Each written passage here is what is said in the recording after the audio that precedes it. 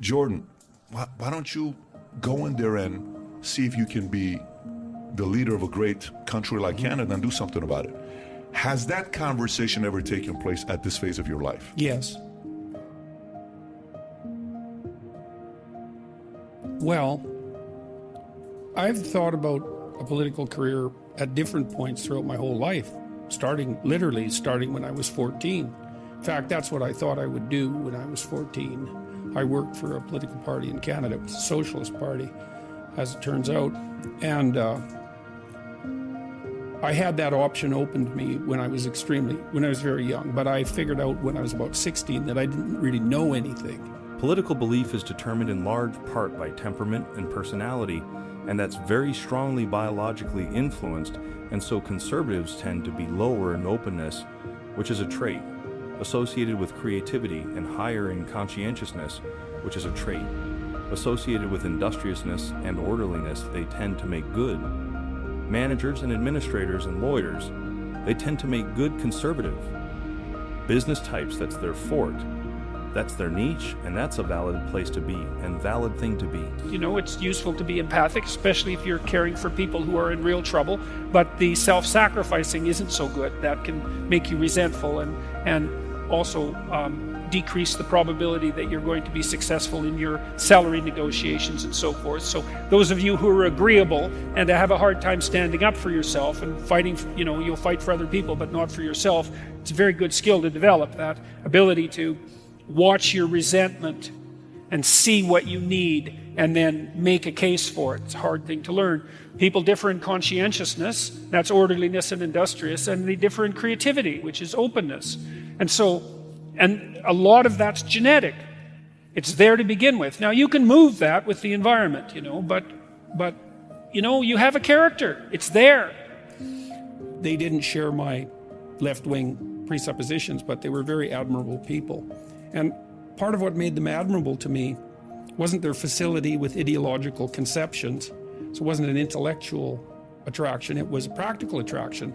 I'd worked in restaurants in this little town I grew up in, Fairview, and I liked working with the guys that built the restaurant. And I talked to them one day about the Socialist Party in Canada, and Alberta at that time had a pretty good small business platform, probably better than the Conservatives had in terms of what it would do for small businesses. And I asked them one day, why aren't you in favor of this small business platform? Because they wouldn't vote for the NDP, the Socialist Party, to save their lives.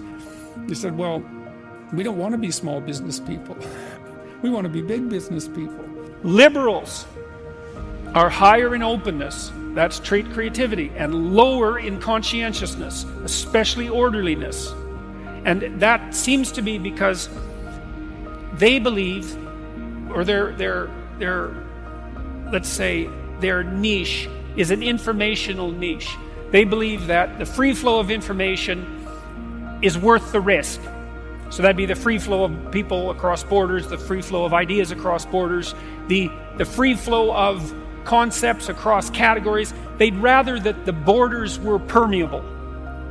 Now the Conservatives are low in openness and high in conscientiousness, especially orderliness, and they take the opposite tack. They think, well, yeah, there's danger in too much openness. There's danger in borders that are too permeable. They're not so good at being artistic and creative.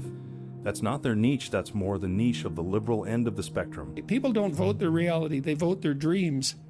I thought, hey man, that's a good phrase. That stuck in my mind for the rest of my life. And so in any case, when I went to college, I went to take political science and literature, and I wanted to go into law school. I wrote the LSAT, and I was set to go to law school. I wanted to take corporate law, and the reason that I wanted to do that was to understand my enemy. That was the idea. The big corporations, essentially, big corporations, Powerful. Yeah, wow. But I realized about a year into my college education, for a variety of reasons, that partly reading George Orwell, but that wasn't all of it, that I also didn't like, I went to a lot of the NDP party, and it's New Democratic Party, it's not the NDP party, New Democratic Party conventions, provincially and nationally, and I had access to the leadership for a variety of reasons. You need liberals because now and then the right thing to do is to come up with something new And you need conservatives because now and then the right thing to do is to do what everybody's always done.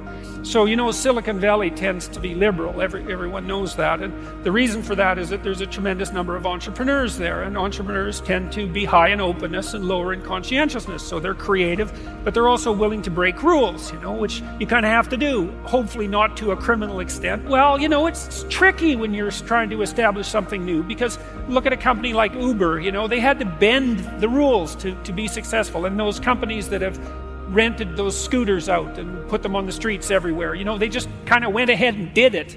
It's not something an orderly person would do because they'd ask for permission, whereas the people who started these scooter rental companies just said, well, what'll happen if we put them everywhere? And the answer was, that seemed to work. But you have to have a rule-breaking proclivity in order to manage that. We've managed to establish a set of civilizations that are shining lights in the world you know now you can be pretty. Damn filthy and still be a shining light. In this world, right? Because if you look around the world, that's the state of governance in most places. It's like the most pathological, corrupt, and vicious. Thugs rule, and to stand out as an illuminated light against that background is it so difficult. But nonetheless, you know, we're as good as it's got, and unless we can come up with something better, we should be very careful about messing around with that.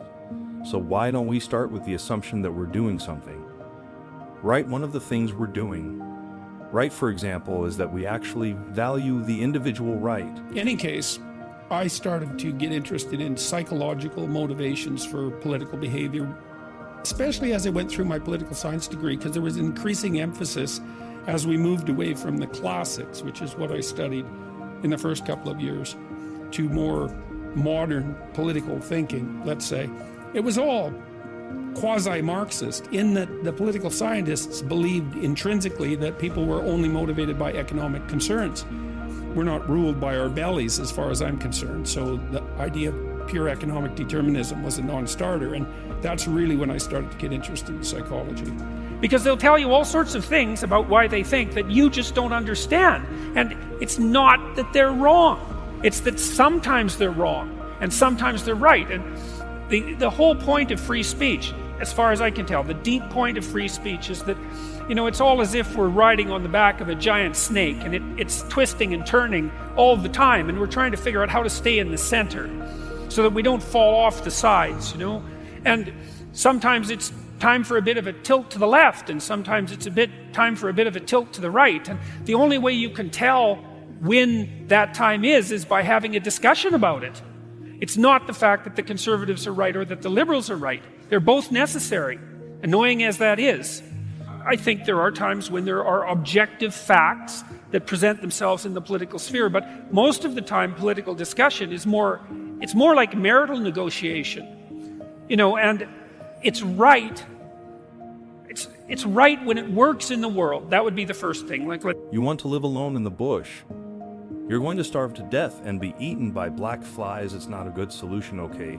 So you have to cooperate with other people, and that means you can't get to be your whimsical self. 100% of the time it means that most of you has to be sacrificed so that you can be approximately like everyone else. Now that's a real sacrifice, right? It's a sacrifice of, it might even be a sacrifice of some of the unique qualities that everyone needs from your socialization. I don't really like fights.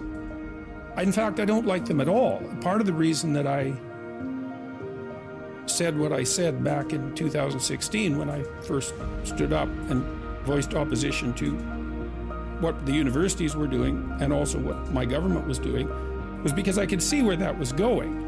I could see that it was going to generate conflict of all sorts. I knew, for example, that all this pronoun foolishness was going to confuse thousands, particularly of young women, because there's a very large clinical history of that sort of thing happening for 350 years. So that's detailed in a book called The History of the Unconscious, which is a great book by a man named Henry Ellenberger, who wrote the best book on the history of psychoanalytic thinking. And so I knew that. In any case, part of the reason I spoke up, and this was a hallmark of my clinical practice and also of the manner in which my family was organized, is